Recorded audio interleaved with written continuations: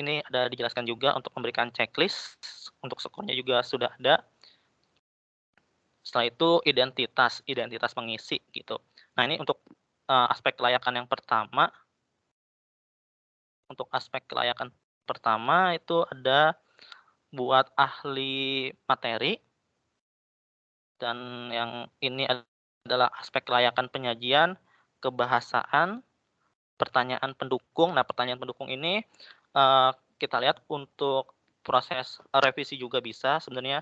Nah kebetulan dibuatnya menjadi satu-satu, sebenarnya bisa juga di pinggir gitu awalnya. Tapi berdasarkan itu kita coba aja ditaruh di, sebagai isi gitu ya. Seperti kita nanya kelebihan, kekurangan pada video, dan saran-sarannya. Nah, dan yang ini adalah, kelayakan video berdasarkan si ahli materi gitu. Apakah belum dapat digunakan, video dapat digunakan dengan revisi, video dapat digunakan tanpa revisi. Ini tanda tangan untuk validator ahli materi. Nah, untuk angket validasi ahli media, ini juga sama, ada judul, lalu pembukaan, maksud dan tujuan, petunjuknya, sama identitas, barulah, ke penilaiannya gitu. Nah, untuk selanjutnya, ada lagi yang dibutuhkan yaitu namanya kisi-kisi angket peserta didik sebagai keefektifan, keefektifan, kelayakan juga. Nah, ini dari, angket peserta didik, nomor butirnya itu ada 12 butir, dengan indikator yang pertama mempermudah pemahaman materi, motivasi, ketepatan bahasa, ketepatan tulisan, animasi, kejelasan gambar, tampilan warna, kesesuaian kecepatan gambar, suara, sama musik. Nah, untuk angketnya seperti ini, sama petunjuk pengisiannya, mungkin biar siswa juga memahaminya. Dan selanjutnya adalah, identitas peserta, lalu kita sebisa mungkin ditulis penilaiannya sama dengan yang, keterangannya. Mungkin itu lebih baik ya, kalau saya menggunakannya seperti itu. Nah, karena berhubung ini nggak ada positif negatif, jadinya dibuat seperti ini. Berbeda nantinya kalau misalkan jika ada positif negatifnya mungkin yang bagian nomor sini bisa hilang gitu. Oke, untuk selanjutnya ada saran untuk dari siswa ke saya sebagai peneliti, lalu ada yang namanya, lembar observasi gitu. Lembar observasi seperti ini, mungkin ada aspeknya pembelajaran kegiatan awal, pembelajaran kegiatan inti, pembelajaran kegiatan, strategi pembelajaran, pemanfaatan, pembelajaran yang memicu keaktifan, penguasaan bahasa, penilaian proses dan hasil, sama penutup. Nah, untuk, kisi-kisi kemampuannya, ini indikatornya, lalu soalnya seperti ini, sama indikator soal apakah penilaian dari validator instrumen, seperti ini. Sudah Bu, seperti itu aja Bu.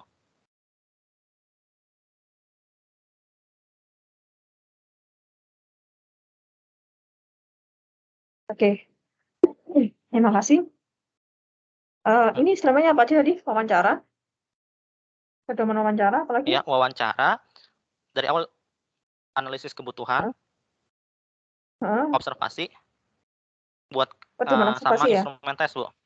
Iya, Ini yang untuk analisis kebutuhan ya? analisis kebutuhan, iya Bu.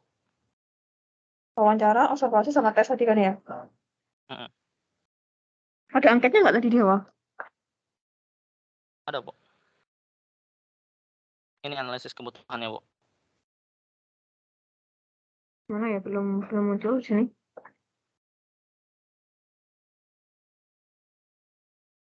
Oke, ini angket kan ya? Angket siswanya ya? Iya Bu. Bisa dilihat datanya. Ini yang analisis kebutuhan ya? Mhm.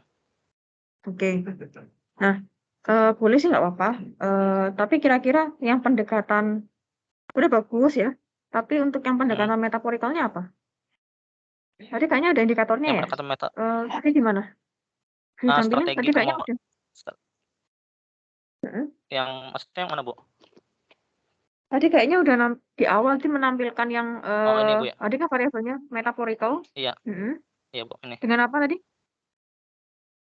Dengan kemampuan berpikir Kritis ya. reflektif Oke. Mana matematis. indikatornya tadi? Tadi kayaknya udah munculin ya di awal tadi. Mhm. Ini, Bu. Nah, ini kan Sudah sintaksnya ya. terlihat, Bu? Tunggu. Iya, Bu. Bapak ini kan tentang metaphorical thinking. Nah, coba ini kan sintaks Mhm. pembelajaran. Kalau untuk indikatornya apakah ada? Indikatornya kalau Ini kan hanya untuk sintaks. Ini kan yang sintaks pembelajarannya ya. iya, Bu. Kalau Kalau untuk indikator misalkan, indikator yang masuk ke mananya, Bu? Apakah ke wawancara atau ke observasi, Bu? indikator dari metaphorical thinking. Ini kan awalnya kan Mhm, bapaknya kan terkait dengan ini kan metaphorical thinking dan mhm, berpikir kritis, critical thinking. Nah, iya, ini kan harus ada indikatornya kan. Tadi bapak hanya menunjukkan sintaks pembelajarannya saja. iya, Bu, jadi Nah, gini, Bu, harusnya ada indikator ya. mhm, iya, Bu, waktu itu saya juga bertanya, Bu, kepada, ahli materi saya, kalau untuk pendekatan MT ini kan kebetulan, saya berdiskusi juga sama dosen gitu ya, Bu, untuk pendekatan metaphorical thinking itu hanya ada langkah-langkah, kecuali kalau model ada sintaks sama langkah-langkah dan juga aspek sosialnya, Bu, seperti itu, Bu. Tahu saya kalau metaphorical thinking ataupun critical thinking juga ada indikatornya ya. Mmm, Kecuali kalau pembelajarannya. Ini kan metaphorical thinking kan apa sih metaphorical thinking kan? Menentukan ya ide-ide menghubungkan menghubungkan hal abstrak, hal abstrak ke hal iya, konkret. Harusnya kan ada dengan indikator. metafora. Kapan seorang dikatakan melakukan lebih metaphorical gitu kan? Mhm, Nah, itu harusnya ada kayak gitu. Tapi pembelajaran melalui pendekatan ini, berarti kalau ngomong pembelajarannya, berarti ada sintaksnya, ada langkah-langkah. Tapi kalau kita ngomong metaphorical thinking sendiri, ya kan, itu harus juga ada indikatornya apa gitu ya. oh iya, Kapan seorang bisa saya benar-benar menerapkan berpikir secara metaphorical. Nah, itu kan harus menunjukkan, iya, Bu, ya kan? mungkin iya, iya, saya tambahin lagi, soalnya saya pernah Iya, ngeliat juga ada iya, sintak-sintaknya juga, Bu. iya, Mhm, iya. Bagus, bagus. maaf, Bu, suaranya terputus-putus sinyal saya.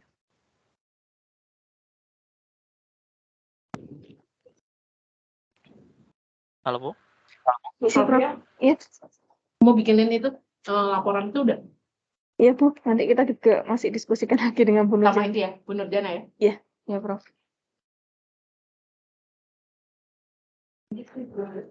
Oke.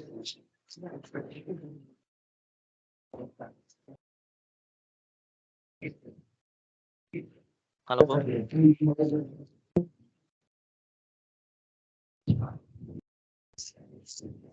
Halo, suara saya kedengaran lagi?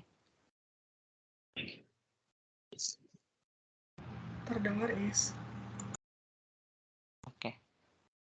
Tadi suara saya ini apa, sinyalnya patah-patah euy.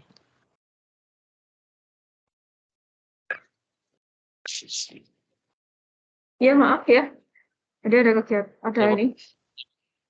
Oke, tadi intinya ada lagi indikator metaphorical thinking dan critical thinking. Critical thinking udah ada belum? Mhm. Halo? Halo? Bukan critical thinking, Bu. Halo, Bu? Halo, Bu? Halo? Iya, ada tidak? Kedengaran suara saya? Bu? Iya, ada dengar. Ya, Ada tidak?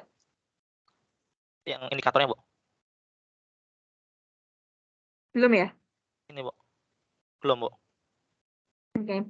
Nanti dicari ya critical thinking. Menggunakan apa critical thinkingnya? Hmm. Anis atau punya siapa? Kalau yang saya itu punyanya Bu siapa ya? Entar, Bu. Cari aslinya Bu ya, Kak Nindya ininya Sari, ya, Bu. setahu saya. Iya, Bu. Bu Nindya Sari, Itu Bu. punya siapa? Itu Reflective punya orang thinking, siapa Bu. itu? Nggak kenal saya. Iya, Bu, itu dari UPI, Bu. Coba dicari. Biasanya kalau critical thinking dulu saya sempat pernah riset tentang critical Enggak, Bu, thinking, kok ada reflective indikatornya. thinking, Bu. Dan itu tuh Reflective terus thinking, saya Bu. menggunakan Anis. Maaf ya Rame ya. Hmm.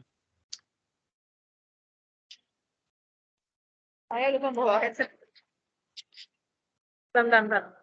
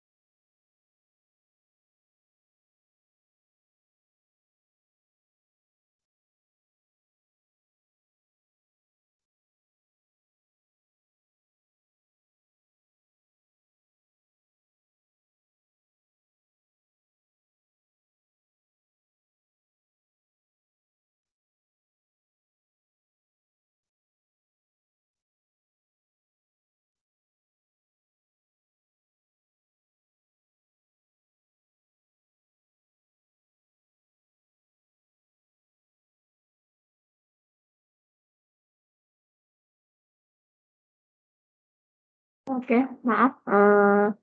Tadi terkendala sinyal juga ya. Kedengaran suara saya? Kedengaran jelas sih, Bu. Oke. Ini tadi intinya metaphorical thinking dan critical thinkingnya masih belum ada indikator untuk Pak Muiz. Nah, terus tadi udah ada pedoman wawancara, ada juga Kedengeran, apa Bu. tadi? Angket juga. Ya, angket gitu ya. Nah, ada juga tes. Nah, itu tadi saya belum nampak metaphoricalnya, Bu. ya kan? Misalkan tadi menggunakan video yang berbasis metaphorical. Metaphorical seperti apa sih? Mungkin lebih ke tadi apa metaphorical hal-hal konkret ya. Ini sintaks. Iya, Bu. videonya sudah menunjukkan hal-hal konkret belum? Atau seperti apa? Itu harus ditunjukkan indikator-indikator dari metaphorical-nya itu. Nanti bukan hanya sekedar video. Kemudian yang critical thinking. Iya. Nah, critical thinking-nya maksudnya di mana? Kira-kira videonya udah menunjukkan Iya, Bu. argumen belum? Udah. Ya, kalau indikatornya udah ada di angket, Bu. Udah ada? Mana? Iya, Bu. Ada, Bu, di angketnya, Bu. Angketnya belum ya? Iya, di angket ahli materi, Bu.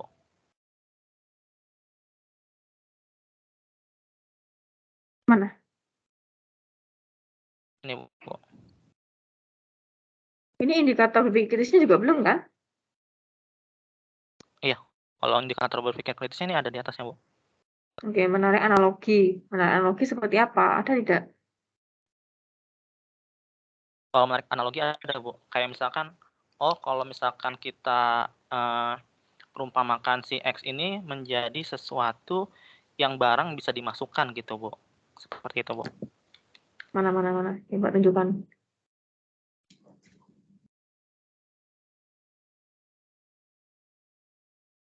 Ada nggak, Bu, di sini, Bu? Ini yang mengisi siswa. Ahli materi, Bu. Ahli materi. Mhm. Sedangkan ahli materi nggak tahu metafora itu seperti apa. Menggunakan Ini, Bu, nanti metafora apa? pas ya tadi udah Mau saya dikasih dijelasin menggunakan juga, Bu. mana? Metafora yang apa? Kayak apa? Saya bingung. Saya suruh mengisi. Ini metaforanya metafora yang seperti apa? Saya menggunakan metafora yang apa? Jadi metaforanya Harus kayak diperjelas. permisalan seperti itu, Bu. Iya, mau Iya. memisahkan apa saya? Kayak misalkan Bisa nggak di diperjelas? dalam video itu ada ya. Kalau misalkan dalam video nantinya metaforanya itu penjumlahan gitu, Bu. Nah, kalau yang penjumlahan itu si barang ya kayak misalkan kotak dengan kotak yang harus dijumlahkan seperti itu, Bu. Ada nggak di itu apa LKPD ya? Oh, video ya? Videonya juga ada nggak tanda atau apa yang menunjukkan ini loh masuk ke fase Kalau di videonya, metaforanya? ya, Bu, videonya lagi ini, Bu, lagi sedikit ada revisi sedikit, Bu. Oke. Jadi Boleh mau nggak apa-apa ditambah-tambahin. ya? Intinya mau validator atau siapapun, intinya kalau melihat itu ada, oke. Jadi kayak, di video ada metaforanya di mana ya? Iya, Ada sesuai dengan saran pemisahannya yang mana? ya Kalau sesuai bisa dengan tanpa ada saran ahli penjelasan, juga. iya, kalau bisa tanpa ada penjelasan kayak gini, si validator udah paham pemisalannya kayak apa, kayak gitu ya. Nah, Iya, Bu. terus di videonya nanti, apakah nanti ditunjukkan ini bagian metafora, Iya, Bu, ada. Dan indikator-indikatornya? sesuai saran juga ya, sesuai saran juga itu ditampilin nantinya ada di bagian pojok kanan, Bu. Oke. Tandanya apa? Metafora gitu ya? Mhm. Tahapan-tahapannya harusnya ya, Iya, jangan metafora di aja. bagian metafora. Indikator-indikator. Dan kalau saran saya, indikator Iya, Bu. ini dalam bentuk tulisan ya? Ini Tulisan ya? iya, Bu. Berarti entar diperkecil. Iya, Bu. Nah, kalau mau saya, ini masukan aja sih dari saya, jangan tulisan. Kasih simbol bintang atau simbol apa, kan nanti katanya metafora. Terus tadi juga biar nggak ngapain siswa harus tahu indikator. Nah, tapi ada di petunjuk lain kalau Iya. oke, tanda bintang, misalkan bintang warna biru, ini Oh, iya, menunjukkan indikator yang strip mana. gitu ya, Bu, ya? Bintang warna merah itu menunjukkan indikator yang mana. Jadi, mereka siswa hanya melihat, oke menarik, tapi setiap simbol-simbol itu ada artinya. Ada panduan kalau menurut saya sih. Seperti itu. Iya, Bu. Itu yang metaforikal. Yang kritisnya belum. Ini Bukan ada kritis, reflektif ya? Ini ada reflektif, Bu. berpikir reflektif Yang buat kemarin. iya reflektif, Bu, bukan kritis, Bu. Hah? Reflektif sama kritis bedanya apa? Reflektif, Bu. Kalau saya berpikir reflektif, Bu, tadi, Bu, indikatornya. Bukan kritis. Bukan. Oh, ya. Heeh. Ya, nggak apa-apa. Indikatornya apa indikatornya? Ada kayaknya reflektif itu. Indikatornya ini, Bu. Jangan hanya ini ya. Cari indikatornya. Ada apa aja reflektif itu? Belum kan ya? Cari ya. Ini Kak. Ada Iya, Bu. perplexity, ada apa lagi? Ada investigation, apa lagi? Kan banyak gitu ya. Iya, Bu. Siswa nggak bisa langsung berpikir efektif kalau tidak ada perplexity, ya kan? Karena saya tahu, saya pernah efektif. Ya, cari indikatornya ya, Pak. Halo?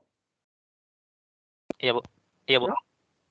Jadi harus ada Kedengeran, Bu? fase perplexity. Perplexity Iya. kan apa? Perplexity itu kebingungan ya. Nah, itu ya. Oke, dicari lagi, diperbaiki itu sudah bagus. Oke, ini aja dari masukan dari saya untuk Pak Muiz. Iya. Siapa lagi? Ini Terima ada kasih, Bu. berapa hari? Terima Ini ada berapa yang kasih, masuk? Bu. Iya, 4 ya? Kurang 4 lagi 8, ya? Bu. Seharusnya 8. Seharusnya Harusnya 8. 8. Iya, Ini seharusnya. ini sudah 1. Silakan berikutnya.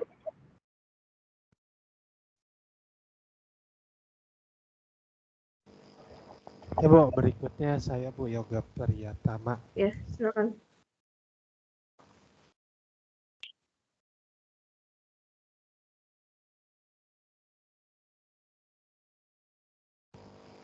Kalau saya masih belum buat sama sekali Bu terkait dengan apa instrumennya, makanya saya baru ingin bertanya dulu apa yang saya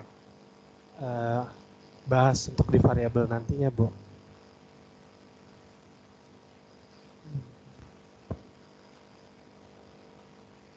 Tolong ditampilkan ya, hari ini sesinya adalah presentasi untuk setiap 8 orang ini.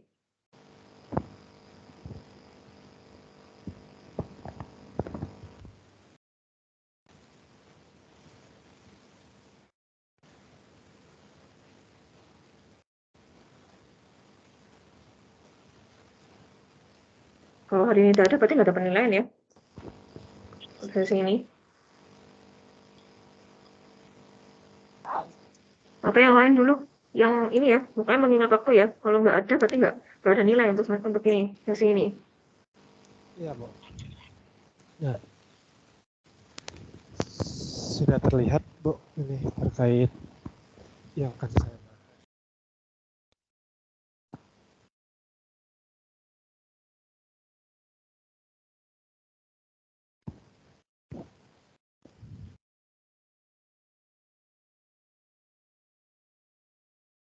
Oke Bu. Di judul saya ini berkaitan dengan Sekilas saja ya Pak ya, indikatornya apa, Oh, nah itu Bu, kemudian makanya saya kan belum judulnya paham. apa, Belum instrumennya paham apa. Saya belum paham akan yang dibuat Bu, makanya baru tahap sampai di apa pembahasan latar belakang pada materi saya. Nah, untuk kedepannya objek ini masih belum tahu apa yang dipastikannya. Itulah fungsi saya ikut mata kuliah ini Bu, biar apa pada saat saya merancang instrumen lebih paham.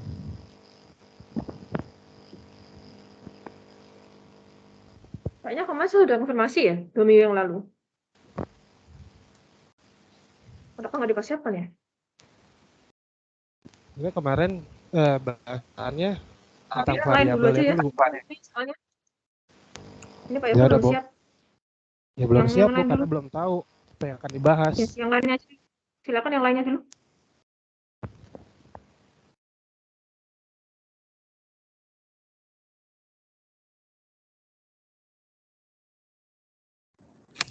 Halo Ibu. Ya, silakan. Siapa? Saya Bu Sylvia. Iya. Oke.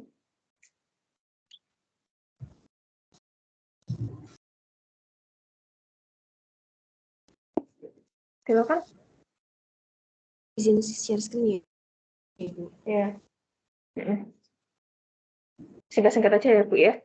Soalnya masih ada 6 lagi.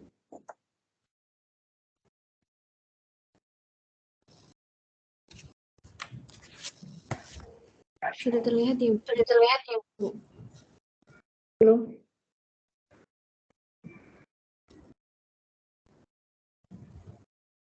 Jadi di sini variabel yang saya teliti yaitu kemampuan matematis, tapi menggunakan pendekatan RME pada metodenya segitiga dan segi empat. Maaf, belum tampil ya? Metodenya Belum tampil. diangkat nanti. Ya, Belum tampil ya? Belum ada.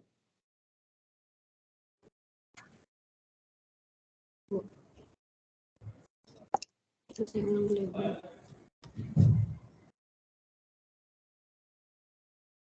Sekarang sudah atau belum, Bu? Belum. Yang lainnya sudah? Yang lainnya sudah? Saya belum, Bu. Belum, Apa Ibu. saya nge-lag ya? Belum Belum. muncul selfie.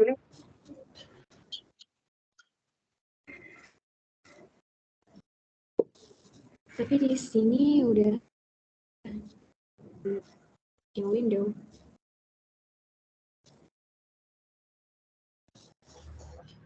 Tapi belum muncul, mungkin diulang dulu kali ya.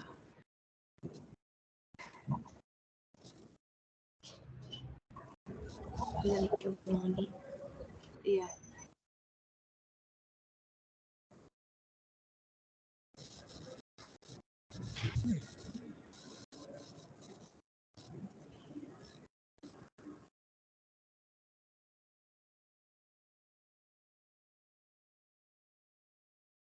Kalau sekarang udah muncul atau belum ya?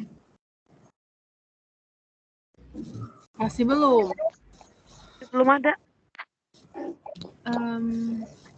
Kirim ke grup aja, nanti dibantu share. Mau minta tolong aja. Iya, boleh coba. Iya.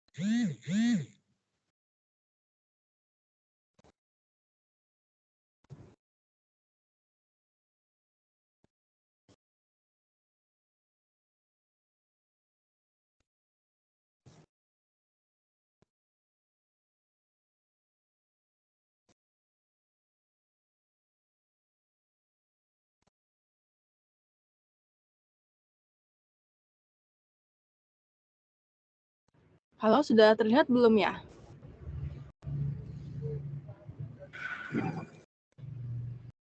Saya udah. Udah. Ya udah. Selfie udah kelihatan belum? Belum. Belum. Kalau yang lainnya gimana selain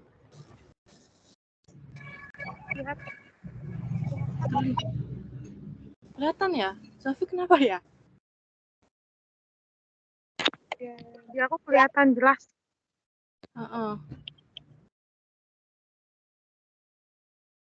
Ya sudah, silakan.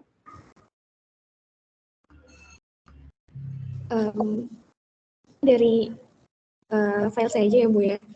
Walaupun nggak kelihatan di Di layar.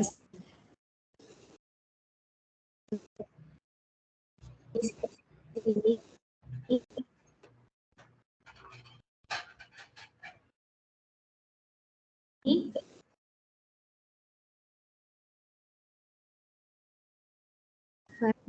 ya, variabel yang saya tulis kemampuan literasi matematika.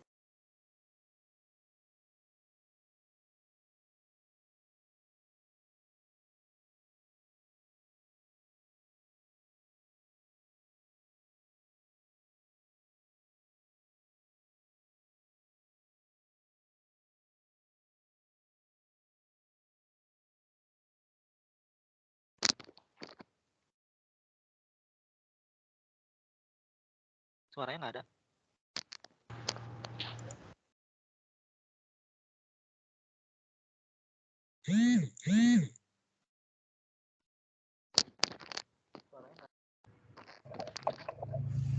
Suaranya nggak ada ya?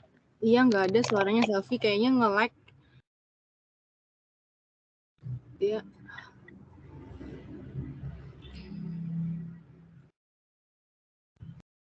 Halo, Selfie?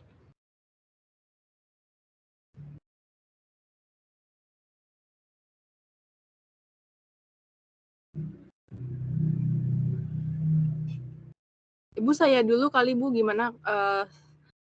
Kayaknya Selfie ini lagi gangguan sinyal. Ya, silakan.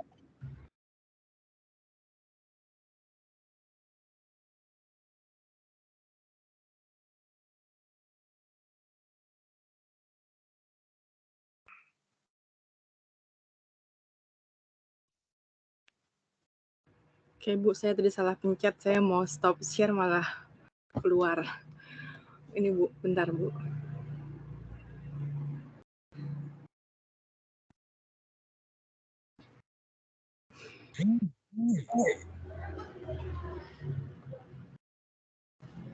Oke, apakah sudah terlihat, Ibu dan teman-teman? Iya, sudah, silakan. Oke, jadi kalau dari saya, judul penelitian saya adalah pengembangan media pembelajaran matematika berbantuan website Desmos dengan pendekatan RME, materinya bentuk aljabar, untuk menumbuhkan kemampuan numerasi peserta didik kelas 7 SMP di Jakarta. Metode penelitiannya adalah penelitian pengembangan. Produk yang dihasilkan adalah media pembelajaran berbantuan website Desmos. Pendekatan digunakan adalah realistic mathematics education. Kemampuan matematikanya numerasi, materinya bentuk aljabar, tingkatnya untuk kelas 7. Pada penelitian ini kan penelitian pengembangan yang terdiri dari 3 tahap, penelitian pendahuluan, pengembangan, dan uji kelayakan. Pada tahap penelitian pendahuluan, instrumen yang dibutuhkan adalah 4, yaitu angket, pedoman wawancara, lembar observasi, dan soal tes kemampuan numerasi, di mana penelitian pendahuluannya sudah dilaksanakan.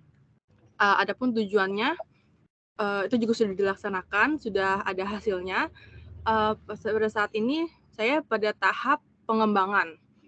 Pada tahap pengembangan yang dibutuhkan adalah storyboard dan flowchart, tapi itu bukan instrumen, jadi saya tidak fokuskan untuk disajikan saat ini. Yang saya fokuskan untuk saya sajikan di sini, pertama yaitu adalah uji kelayakan yang membutuhkan 4 instrumen, 4 instrumen, yaitu pertama, lembar validasi materi dan bahasa, yang tujuannya adalah menilai kesesuaian materi yang disajikan dan bahasa yang digunakan pada produk yang dikembangkan dengan kurikulum yang berlaku, karakteristik pendekatan RME, dan indikator kemampuan numerasi. Kemudian ada lembar validasi media yang menilai kesesuaian penyajian materi berdasarkan karakteristik media yang baik. Adapun lembar uji perorangan atau ini tahap uji efektivitas atau uji kebergunaan atau uji kepraktisan, yaitu digunakan untuk menilai kepraktisan pengguna dalam menggunakan produk yang dikembangkan. Sedangkan yang terakhir adalah uji aktivitas, yang dibutuhkan adalah lembar instrumennya adalah soal tes kemampuan numerasi. Adapun di sini mengingat waktu yang dialokasikan cukup singkat, jadi saya di sini menyajikan secara lengkap untuk satu, yaitu untuk materi. Misalnya untuk materi dan bahasa itu kan dilihat, ditinjau dari 3 aspek, yaitu pertama aspek kurikulum, aspek pendekatan RME, dan aspek kemampuan numerasi dan juga bahasa. Nah, untuk pertama yang kurikulum, yang dilihat adalah indikatornya apakah materi itu kurikulum yang berlaku, dilihat dari tujuan pembelajaran dan aktualisasi materi. Jadi misalnya kurikulumnya apakah bentuk aljabar ini yang sesuai dengan kurikulum yang berlaku saat ini. Tujuan pembelajarannya apakah sudah tepat, sudah sesuai, dan sebagainya. Sedangkan untuk menilai produk yang dikembangkan, apakah produk ini sudah menggunakan pendekatan RME dengan benar, dengan sesuai, maka saya sajikan 5 karakteristik RME, yaitu phenomenological exploration, bridging by vertical instrument, dan sebagainya, sampai intertwining. Misalnya yang pertama, phenomenological exploration. Untuk melihat apakah produk yang dikembangkan itu sudah sudah menyajikan, sudah ada gitu, sudah ada karakteristik RME yang ini, yaitu indikatornya adalah materi yang disajikan menggunakan konteks yang sesuai dengan kehidupan sehari-hari gitu. Adapun karena RME kan adalah bagaimana bisa mengeksplor suatu konteks. Sebenarnya ini masih bisa ditambah lagi, misalnya mengenai eksplorasi konteks. Jadi saya boleh sambil tambahin ya, Bu. Jadi memberikan kesempatan bagi peserta didik untuk bisa mengeksplor konteks yang disajikan.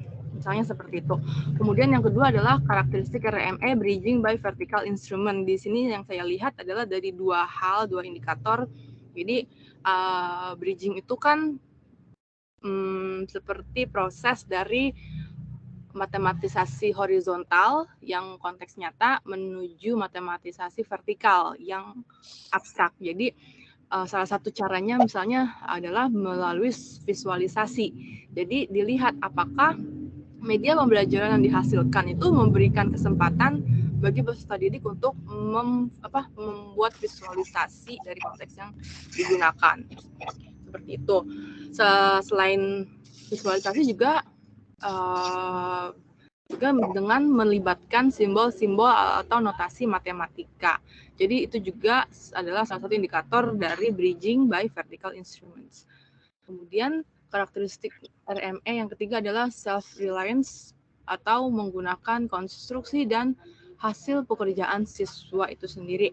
Jadi dilihat apakah media itu memberikan kesempatan bagi siswa untuk mengeksplor berbagai strategi penyelesaian. Apakah siswa di situ bisa mengeksplor strateginya sendiri atau strateginya sudah disediakan seperti itu. Jadi kalau medianya itu memberikan kesempatan untuk siswa bisa mengeksplor, berarti itu medianya sudah meliputi karakteristik yang ketiga dari RME. Kemudian yang keempat adalah karakteristik interactivity, yaitu adalah interaktivitas antara siswa dengan siswa maupun antara siswa dengan guru. Jadi di sini saya buat 2 indikator. Pertama, apakah media yang disajikan itu sudah memberikan kesempatan bagi peserta didik untuk berinteraksi sesama peserta didik, jadi diskusi antara siswa ke siswa. Atau satu lagi adalah apakah sudah memberikan kesempatan bagi siswa untuk mendapatkan feedback dari guru, karena kan siswa tetap perlu feedback mengenai pekerjaannya, misalnya seperti itu. Kemudian yang terakhir adalah karakteristik intertwining dari RME, yaitu kayak hubungan dengan hubungan satu materi dengan materi lainnya. Jadi apakah materi yang disajikan menggunakan berbagai konteks yang terkait dengan konsep matematika ataupun materi pelajaran lain. Seperti itu, Bu, untuk RME. Sedangkan untuk numerasi sendiri saya baru dapat 4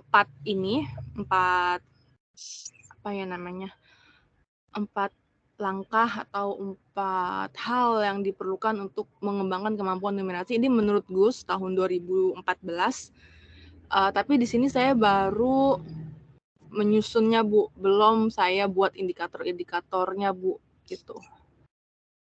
Ya, paling dari saya sampai situ aja dulu, Bu. Belum tinggal numerasi ini, Bu. Oke, kalau untuk instrumennya belum juga ya? Belum, Ibu. Nah, oke, tadi saya lihat di sini ya, ada tadi aspek RME-nya ya. RME-nya di sini, ini polisi punya siapa? Siapa, Bu? Bentar saya lihat bisa agak. Maaf, Ibu. Ya, Travers, Ibu. Menurut Travers. Travers. Mm-mm. Oke, coba dibaca lagi, di ini lagi ya. Tadi kayak visualisasi yang nomor 6. Iya, Bu. Nomor 6. Dia membuat visualisasi. Itu kayaknya juga hampir sama dengan secara kontekstual ya, menggunakan konteks yang sesuai dengan kehidupan sehari-hari. Sedangkan ini visualisasi dari konteks yang digunakan. Nah, itu kan juga hampir sama. Takutnya antar indikator itu mempunyai makna yang sama. Padahal kan berbeda ya. Nah, untuk bridging ke vertikal instrumen itu apa? Ada ininya nggak, deskripsinya tidak? Ada, Bu. Nah, Jadi apa itu? Jadi dengan mengeksplorasi masalah, jadi peserta didik menggunakan simbol-simbol, skema, diagram, gitu, Bu. Kayak gitu, berarti dia sudah bisa mengkonvert ya dari yang kontekstual ke dalam bentuk simbol gitu kan. Nah, itu kayak harus di ini, mungkin bisa ditambahin di sini ya, maksudnya bridging di sini. Mungkin ada indikatornya, salah satunya mungkin ya, adanya kayak siswa bisa mengkonvert, memindahkan dari yang secara kontekstual tadi ke dalam bentuk simbol atau notasi, kayak gitu. Iya, Bu. Menurut saya sih. Itu kayaknya cocoknya nomor 7 ya, tapi nggak tahu sama atau tidak itu. Coba dicek lagi nanti ya. Iya, Bu. Kalau nomor 7 lebih, ya, kalau nomor 7 lebih ke ada fiturnya apa enggak sih, Bu? Ya. Nah, itu ya, mereka bisa nggak dia siswa mengkonvert punya, mengubah ke itu. Nah, ini saya coba kasih contoh sampai ke belakang ya. Maksudnya feedback ini interaksinya seperti apa ya. Sampai ke belakang itu. Terus kemudian ini instrumennya ada berapa? Kalau untuk kalau ini untuk uji materi bahasa, Bu. Kalau untuk semuanya diuji kelayakan. Berarti lembar validasi aja ya? Iya, betul, Bu, lembar validasi. Kalau untuk yang pedoman wawancara, tadi tentang apa nih? Pengembangan apa? Website ya? Desmos-nya? Ya, berbantuan Desmos. Yang Desmos-nya belum ya? Belum, Bu. Nah, itu juga sama ya. Nanti kalau misalkan ini harus dikaitkan juga dengan setiap indikator dalam RME dan apa tadi ya? RME dan numerasi ya. Oh, numerasi ini. Mungkin pendekatan RME-nya harus muncul di situ ya. Iya, Bu. Sintaks-sintaknya ya, indikatornya itu harus muncul di instrumennya, mau di website Desmos-nya ataupun yang nanti di lembar validasi gitu ya. Munculkan indikator-indikator itu. Iya, Bu. Hanya itu aja? Iya, Bu, baru indikatornya, instrumennya. Nanti apa aja selain nanti website Desmos? Pedoman wawancara ada tidak? Ada, Bu, tapi saya nggak tampilkan karena ini sudah jadi, udah lewat. Apa yang lewat? Maksudnya ini kan penelitian pendahuluan, Bu, yang kayak, ini maksudnya pedoman wawancaranya kan bagian dari penelitian pendahuluan. Sedangkan penelitian pendahuluannya sudah lewat, analisis kebutuhannya sudah lewat gitu, Bu. Jadi saya nggak tampilkan, Bu. Apa mau ini, Bu? Nggak apa-apa, boleh. Tapi nggak apa dah. Nanti mungkin ya, kan ini kan masih kita sekilas-sekilas lah ya. Diperbaiki nanti untuk setelah ini kan baru kan ada yang full kan ya. Lengkapnya kan. Sesi berikutnya kan. Iya, Bu. Nanti ditampilin juga nggak? Mana yang saya analisis kebutuhan ya, udah nggak munculkan indikator-indikator dari pendekatan RME, sintak-sintaknya udah muncul belum kayak gitu ya. Nanti saya akan cek lagi. Ini kan juga belum lengkap, ini dilengkapi lagi untuk sesi berikutnya. Intinya instrumen paling nggak blueprint-nya ya, draft-nya ada. Gitu. Ini untuk semuanya ya. Nanti jawabnya nanti saya belum siap, saya nggak paham gitu ya. Tolong ya. Ini untuk semuanya juga, gitu ya. Baik, Bu. Oke. Baik, terima kasih untuk Ratna Mariam. Berikutnya, ini ada 2 orang. Saya Ibu. Ini juga. Ahmad Siapa? Gufron. Ahmad Gufron. Ya, silakan. Oke, baik. Selamat siang semuanya. Saya akan presentasikan, tapi sebelumnya suara saya jelas apa tidak? Halo? Jelas. Jelas. Ya, saya akan mempresentasikan tentang variabel penelitian dan indikator-indikatornya.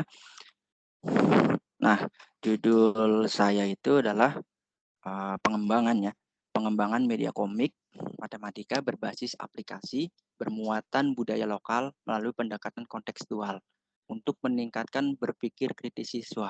Nah, variabel untuk berpikir kritis ini saya mengacu pada teorinya yang dari Ennis.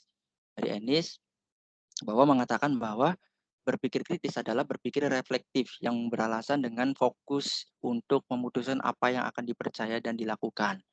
Nah, indikatornya itu ada 12 ya, yang dipecahkan menjadi 5 dimensi. Yang dipecahkan menjadi 5 dimensi. Yang pertama itu adalah klarifikasi dasar. Nah, tahapan ini tuh menjadi tiga indikator. Yang pertama, merumuskan pertanyaan, menganalisis argumen, dan menanyakan, menjawab, bertanya dan menjawab. Nah, yang keduanya itu dimensi memberikan alasan untuk suatu keputusan. Nah, mempunyai indikator yang pertama, menilai kredibilitas sumber informasi dan melakukan observasi, menilai laporan hasil observasi. Yang ketiga, dimensi ketiga itu adalah menyimpulkannya, dan mempunyai indikator. Yang pertama, membuat deduksi dan menilai deduksi, membuat induksi dan menilai induksi. Yang ketiganya adalah mengevaluasi. Yang keempat itu adalah klarifikasi lebih lanjut. Tahap ini berbagi menjadi 2 indikator, mengidentifikasi dan menilai definisi. Yang keduanya itu adalah mengidentifikasi asumsi. Yang kelimanya, pada dimensi yang kelima adalah dugaan dan keterpaduan. Nah, ini punya 2 indikator. 2 indikator yaitu menduga dan memadukan. Nah, ini kan pada variabel berpikir kritis siswa ya. Kemudian melalui pendekatan kontekstual. Nah, melalui pendekatan kontekstual itu yang pada umumnya ya, yang pertama yang pada umumnya itu ada 7 komponen. Yang pertama konstruktivism. Itu adalah pengembangan pikiran siswa. Pengembangan pikiran siswa untuk belajar lebih baik gitu. Nah, ini tuh lebih ke cara mereka bekerja sendiri. Yang keduanya itu adalah menemukan. Nah, menemukan ini pencarian siswa agar proses berpikir secara sistematis. Itu. Yang ketiga itu adalah bertanya. Tadi sifat ingin tahuan siswa itu ada gitu. Sehingga komiknya itu lebih ke interaktif ya, lebih ke dialog. Itu. Yang keempat itu adalah masyarakat belajar. Nah, ini merupakan berkolaborasi dengan siswa. Sehingga di komponen di komik itu harus ada masyarakat belajar itu. Menimbulkan siswa untuk dapat berkolaborasi dengan orang lain. Yang kelima itu adalah pemodelan. Jadi mereka itu bisa cara mengoperasikan atau bisa memodelkan sendiri, baik itu penghafalan maupun cara mereka memodelkan. Yang keenam itu adalah merefleksi. Merefleksi itu lebih ke upaya untuk menganalisis, mengklarifikasi, dan mengevaluasi. Yang ketujuh itu adalah penilaian otentik. Dan ini penilaian otentik ini untuk mengukur hasil pembelajaran selain dengan tes gitu. Jadi di dalam komik itu harus ada penilaian otentik gitu, kayak contoh-contoh soal gitu. Nah, dari variabel ini dari proses pengembangan itu kan ada tiga untuk mengukur dari proses pengembangannya itu validan, kepraktisan, dan efektifan. Nah, kevalidan ini ahli materi yang pertama itu kriteria yang pertama itu aspek kelayakan isi, aspek kelayakan penyajian, pendekatan kontekstual, dan di sini bermuatan budaya lokal. Nah, kenapa nggak ada di sini Android? Karena Android ini masuknya ke media gitu. Jadi untuk yang aspek kelayakan isi punya indikator kesesuaian materi dengan kompetensi dasar, keakurat materi, kemutakhiran materi, mendorong pengetahuan. Yang kedua, pada kriteria aspek kelayakan, ada teknik penyajian, pendukung penyajian, penyajian pembelajaran. Yang ketiganya itu ada pendekatan kontekstual ya, yang sudah saya paparkan tadi di atas. Nah, untuk yang bermuatan budaya lokal, itu adalah yang pertama, pengetahuan lokal, keterampilan lokal, dan proses sosial lokal. Jadi di dalam komik itu ada budaya lokal, itu budaya lokal. Jadi tergantung ya apa yang saya untuk dikembangkan ya. Contohnya kan saya di SMP Jakarta, maka dengan budaya lokalnya itu harus lebih ke budaya lokal Jakarta gitu. Jadi ahli materi. Nah, ini contohnya itu contoh dari deskripsi. Dari ini kan kita nggak tahu bahwa validasi kesesuaian materi dengan KD itu apa, keakurat materi itu apa. Nah, di sini ada deskripsinya. Gitu. Jadi sehingga untuk validator bisa membaca butir-butir penilaian yang ada di atas itu. Nah, ini aspek kelayakan isi menurut BSNP. Dan ini ada kemudian ini aspek kelayakan penyajian menurut BSNP. Ini ada. Nah, ini untuk aspek pendekatan kontekstual ini masih dalam tahap pengerjaan ya Bu ya. Nah, untuk yang aspek bermuatan budaya lokal juga masih dalam tahap pengerjaan. Kemudian ke ahli bahasa. Ahli bahasa itu aspek kelayakan kebahasaan. Yang pertama indikatornya itu adalah lugas, komunikatif, dialogis, dan interaktif. Yang ketiganya kesesuaian dengan pengembangan peserta didik. Yang kelimanya itu adalah kesesuaian dengan kaidah bahasa. Nah, ini yang merupakan deskripsi dari butir penilaian. Sehingga para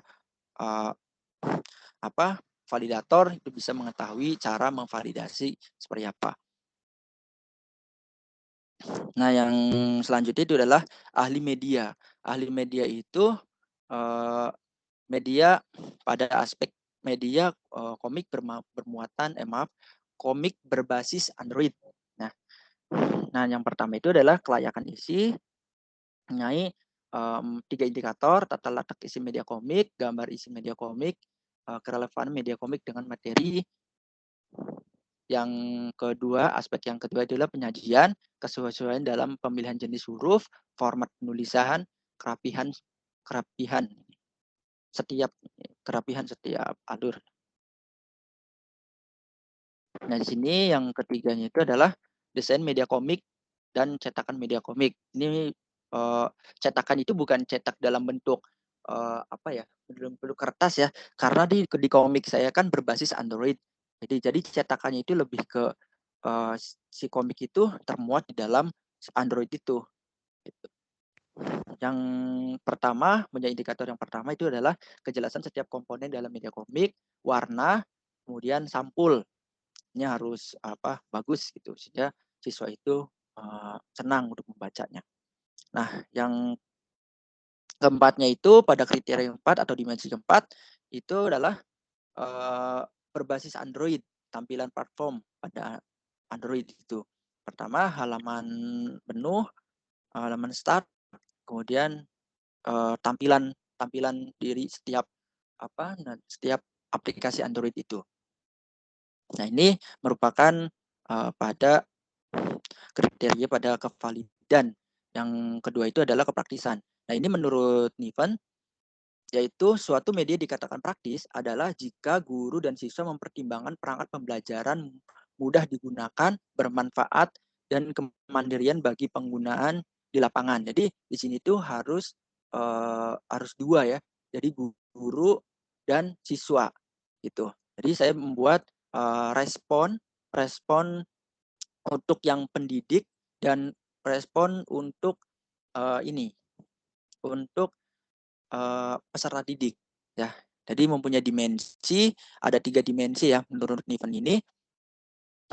Yang pertama itu kemenarikan yang mempunyai 2 indikator. Media komik dapat membuat peserta didik tertarik dalam proses pembelajaran.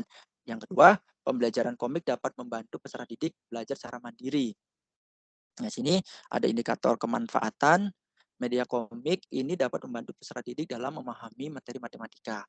Media komik ini dapat membantu peserta didik lebih aktif dalam belajar.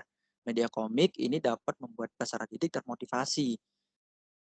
Yang ketiganya itu, dimensi yang ketiga itu adalah media komik ini dapat membantu peserta didik lebih mudah dalam memahami materi. Yang kedua, media komik ini mudah digunakan saat proses pembelajaran. Nah, ini untuk yang respon peserta didik ya. Jadi untuk dimensi kemenarikan itu adalah media komik itu menarik. Yang kedua, media komik itu tidak membosankan. Yang ketiga itu media komik membuat semangat siswa. Nah, yang pada dimensi yang kedua itu adalah kemanfaatan. Media komik membantu siswa dalam memahami pelajaran matematika. Media komik membuat pelajaran matematika mudah dipahami. Yang ketiga itu adalah kemudahan penggunaan dalam memahami materi.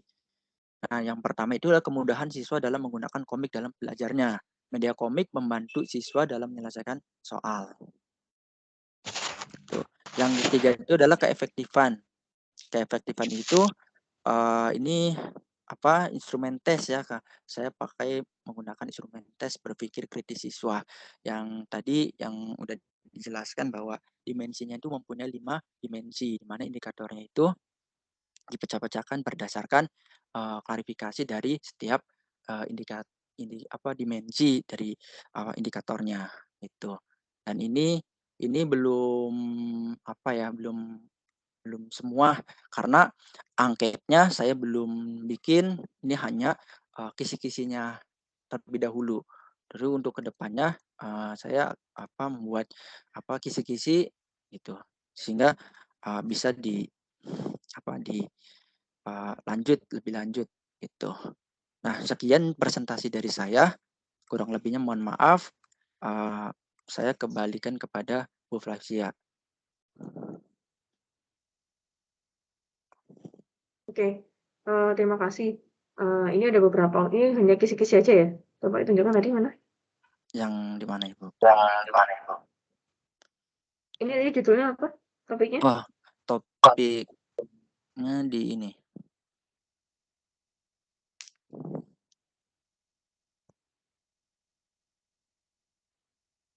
Permuatan budaya lokal, pendekatan kontekstual. Tadi saya lihat ada model pendekatan kontekstual. Tapi sintaksnya apa ya? Belum ya? Iya, jadi di dalam komik itu pendekatan kontekstual, Ibu. Jadi di media ini komik. kontekstualnya secara umum atau seperti apa? Coba dicari. Kalau ini kan ada S2 ya. Iya. Kontekstualnya coba dicari kira-kira harus punya sintaks ya. Coba cek sintaksnya seperti apa. Iya, Ibu.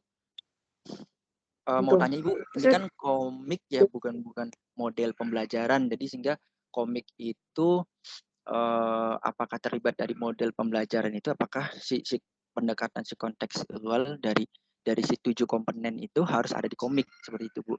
Apa gimana? Tadi saya lihat Bapak menunjukkan ada model pembelajaran kontekstual tadi. Nggak tahu halaman berapa tadi. Nah, kalau walaupun ini pengembangan media komik, tetap harus ada sintaks-sintaksnya kan? Harus ada. Karena Bapak ngomong tadi di sini melalui pendekatan kontekstual. Iya. Nah, ini kan ada S2. Jadi maksudnya harus carilah sintaksnya seperti apa. Merujuk punya siapa. Iya, Ibu. Siap. Oke. Tadi di bawah saya baca juga ada model pembelajaran kontekstual tadi. Tapi sintaksnya belum ada. Iya, Bu. Nanti saya akan cari. Kemudian ini juga indikator dari berpikir kritis ya. Iya, Ibu. Ambil punyanya? Enis. Ada berapa nih? Ada Yang menentukan 5. argumen mana? Kenapa Ibu? Yang menentukan argumennya mana? Menentukan argumen ada Ibu. Nah, itu nanti Di dimunculkan ya di ininya, di tadi kisi-kisi. pengembangan apa tadi? Lupa saya. Komik ya? Iya. Berarti nanti komiknya itu harus memunculkan argumen siswa, bagaimana siswa harus berargumen di situ ya, komiknya. Bukan Ibu. Jadi di maaf, mohon maaf Ibu. Jadi ini pendapat saya Ibu ya. Jadi di tes itu untuk meningkatkan berpikir kritis siswa. Apakah dari setiap indikator ini termuat di dalam tes, di dalam tes, apakah indikator yang kemampuan berpikir kritis ini termuat di dalam komik? Itu gimana Ibu ya? Ya kan ininya pengembangan komik kan, berarti komiknya juga harus memuat indikator-indikator berpikir kritis, gitu kan ya. Nah, kalau nggak ada kan berarti kan bukan ini untuk meningkatkan berpikir kritis kan komiknya, kan pengembangan media komik Iya benar. untuk berpikir kritis ya. Berarti melalui pendekatan kontekstual, berarti harus ada sintak-sintak kontekstual dan juga ada indikator dari berpikir kritis. Sedangkan berpikir kritis sendiri kunci utamanya apa? Siswa harus punya argumen. Jadi komik itu harus membuat siswa berpikir kritis, siswa memberikan argumennya ya nanti komiknya itu. Iya Ibu. Bukan hanya sekedar komik gitu ya, harus ada argumen, siswa harus berargumen di situ. Bagaimana itu nanti? Tapi pernah ya Bu ya, saya pernah tanya atau diskusi dengan dosen kalau ini hanya memuat pada indikator tes gitu Ibu. Tapi kalau yang pendekatan kontekstual itu termuat di dalam komik. Nah, apakah komik yang sudah berpendekatan Komiknya kontekstual? bukan untuk peningkatan kritis kan? Kalau Bapak medianya hanya pendekatan kontekstual, tidak ada indikator berpikir kritis, berarti kan tidak mengukur berpikir kritis. Sedangkan komiknya ini hanya digunakan untuk meningkatkan berpikir kritis, ya kan? Kalau tidak mengukur berpikir kritis, ya berarti nggak perlu ada meningkatkan berpikir kritis. Berarti semua indikator, maaf Ibu mau tanya lagi, berarti setiap indikator yang ada di kemampuan berpikir kritis itu ada tertuang di dalam komik itu ya Bu, seperti itu. Iya, harus gitu. Kan ingin mengukur ini, meningkatkan berpikir kritis. Kalau komiknya nggak untuk berpikir kritis ya, berarti dihapus, bukan untuk mereka berpikir kritis. Baik Ibu. Gitu kan? Iya. Nanti indikator-indikatornya ya. Nah, mungkin nanti sesi berikutnya saya pengen tahu nih medianya kayak apa komiknya. Ya, paling enggak draftnya saja lah ya. Karena komik dibuat berpikir kritis itu seperti apa. Bisa memunculkan argumen di situ. Itu keren sih. Tapi seperti apa gitu ya kan. Saya nggak lihat konsepnya. Ini kan hanya ini ya. Hanya garis besarnya aja. Iya. Judul saya ini, topik saya ini, variabel saya ini seperti ini aja tadi kan ya. Iya betul Ibu. Sedangkan rata-rata belum muncul instrumennya. Padahal saya harapnya ada paling nggak blueprint-nya gitu ya.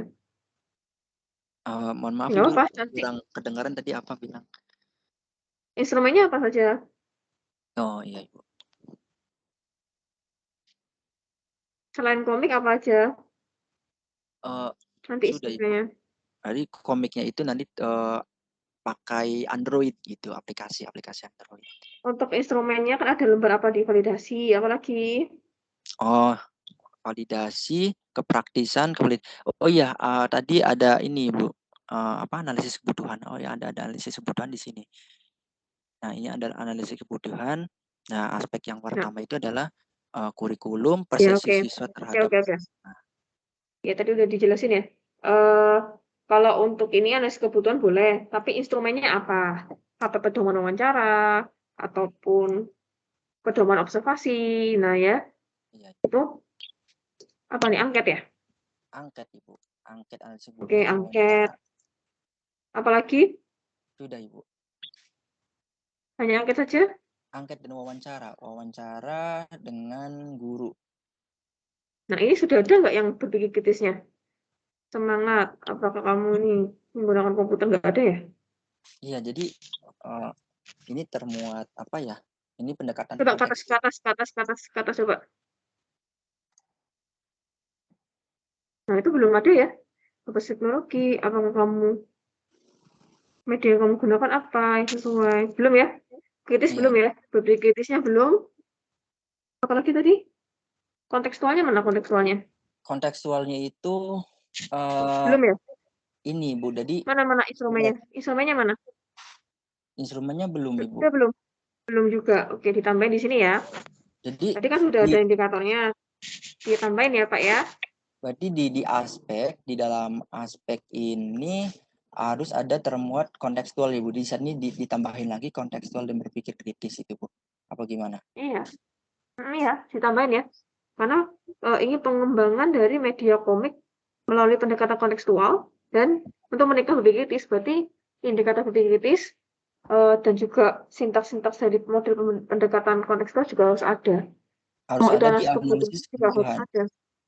Semuanya, analisis kebutuhan, mau instrumen-instrumen untuk analisis kebutuhannya, ataupun instrumen-instrumen untuk melaksanakan penelitian itu harus ada. Karena analisis kebutuhan untuk mengambil latar belakangnya kan. Berarti kan di Iya. sini siswa tidak berpikir kritis. Makanya saya ingin mengembangkan komik berpikir kritis. Kan inginnya seperti itu. Ya kan? Iya, baik Bu. Kenapa saya ingin mengembangkan komik yang untuk berpikir kritis? Ya karena dari analisis kebutuhan kurang berpikir kritisnya. Kalau di analisis kebutuhan tidak menyinggung sama sekali berpikir kritis, kenapa kita ngambil bagaimana itu bisa dijadikan sebagai latar belakang kayak gitu kan? Iya, iya Ibu. Itu. Ya, tapi di sini analisis kebutuhannya belum ya. Tadi saya lihat angketnya sekilas belum ada. Ya, ditambahin. Iya. Ya, siap. Kalau pakai pedoman wawancara juga sama. Pedoman wawancara, observasi juga muncul. Oke. Oke, itu saja ya Pak Gufron ya. Mengingat Ya. waktu dan ini baru 3. Ya.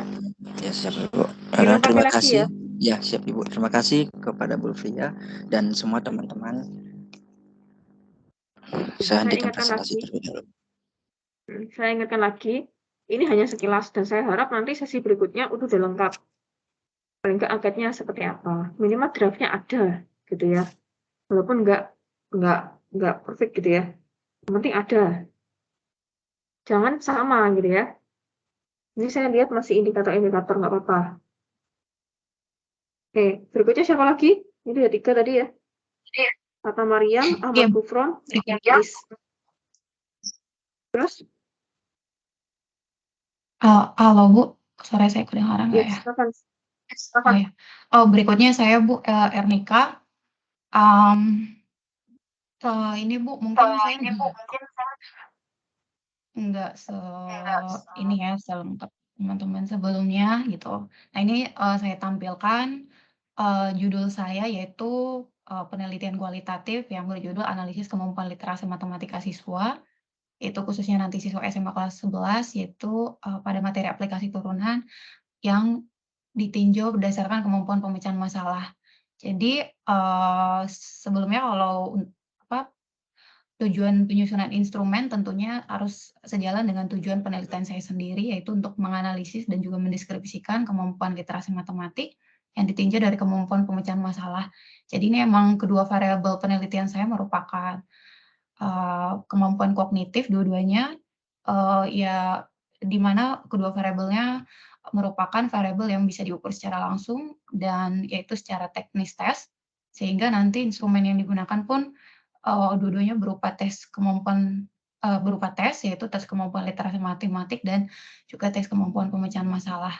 Nah, untuk untuk keperluan keabsahan data nanti atau triangulasi itu ada berupa pedoman wawancara gitu ya, yaitu sesuai dengan teknik pengumpulan data yang dilakukan itu wawancara semi terstruktur dalam hal tujuan untuk membandingkan pekerjaan siswa atau jawaban tertulis mereka dengan wawancara.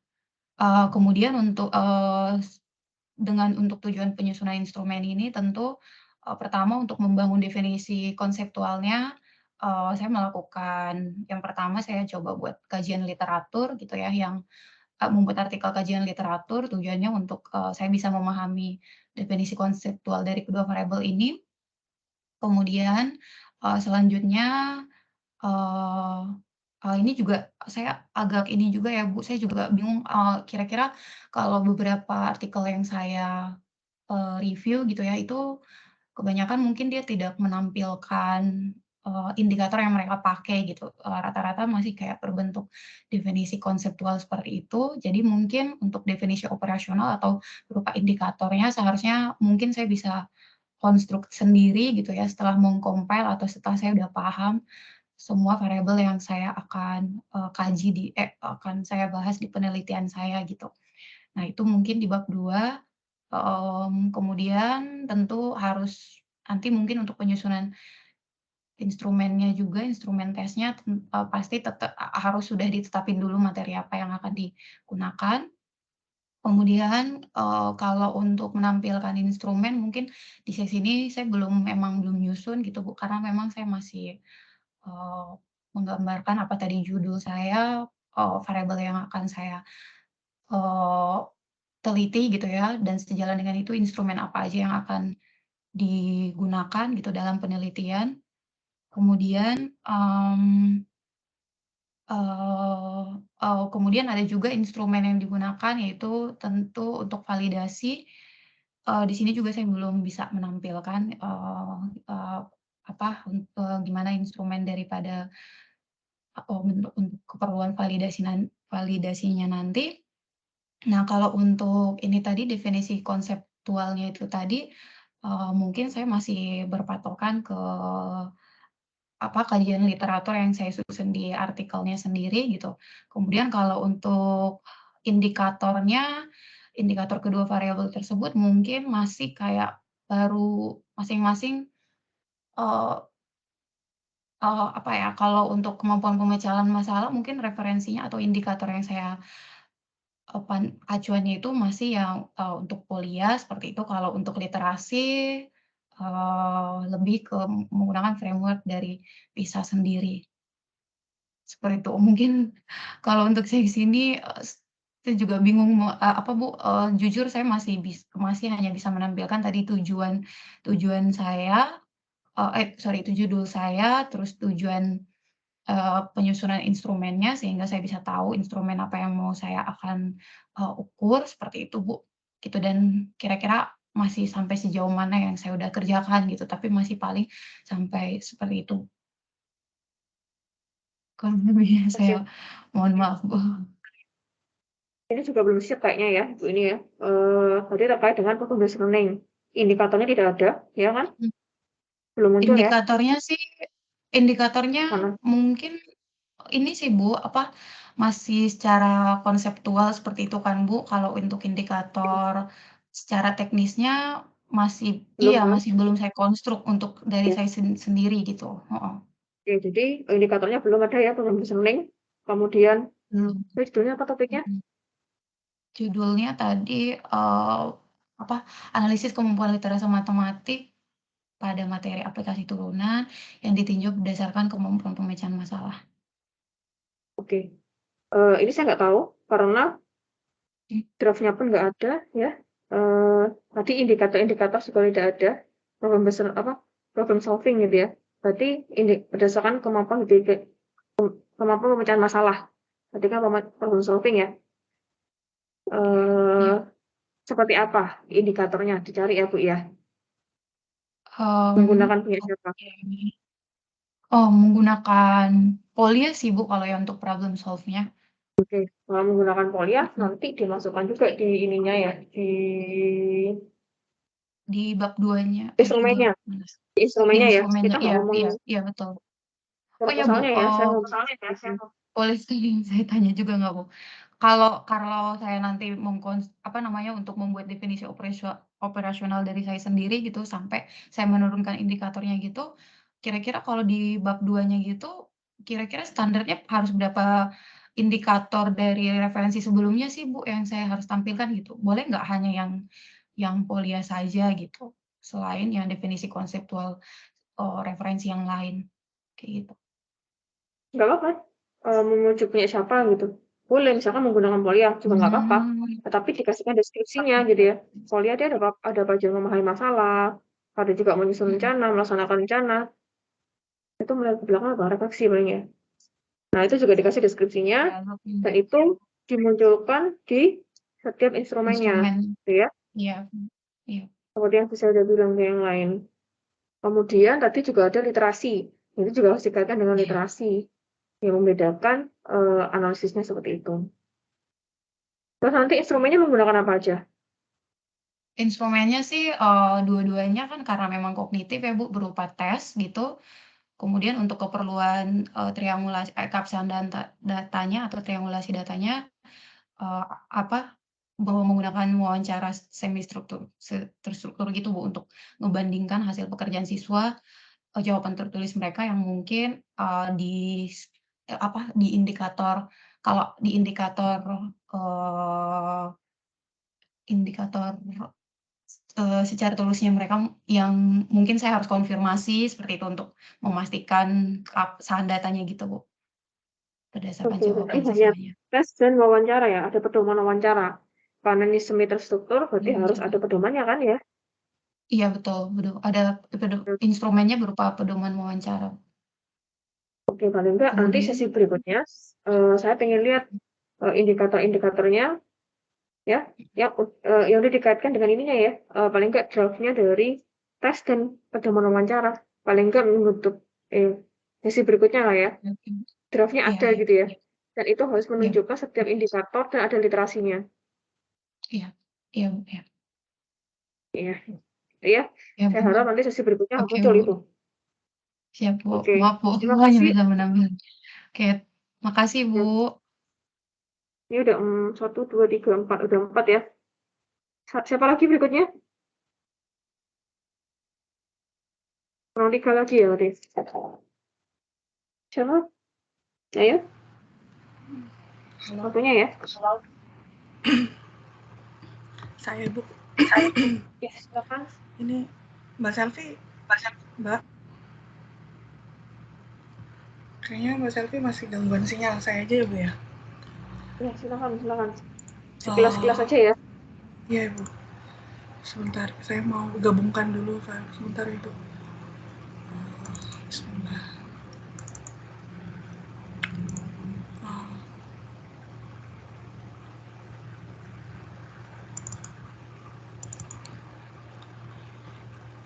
Sebentar.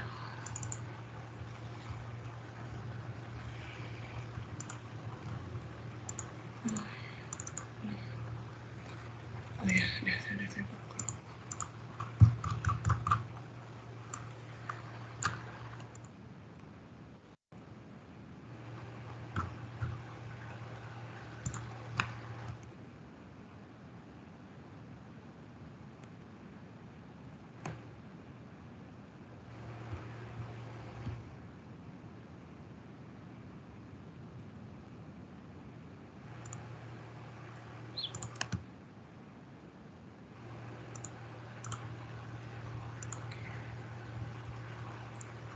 Share.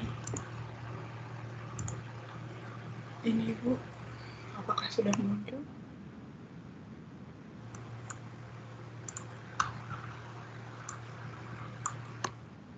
Sudah muncul Ibu?